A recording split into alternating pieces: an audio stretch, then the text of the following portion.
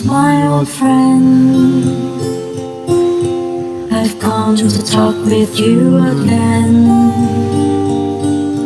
because a vision softly creeping left its seeds while I was sleeping, and the vision that was planted in my brain still remains within the sound of silence.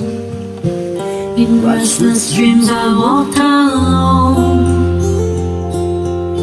narrow streets of cobblestone,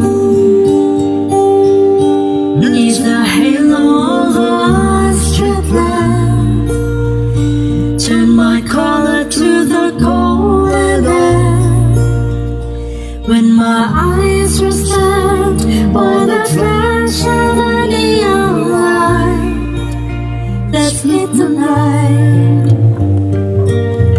and touched the sound of silence.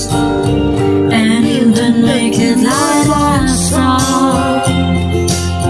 10,000 people, maybe more, people talking without speaking, people hearing without listening, people writing songs that voices never share, and no one dared disturb the sound of silence.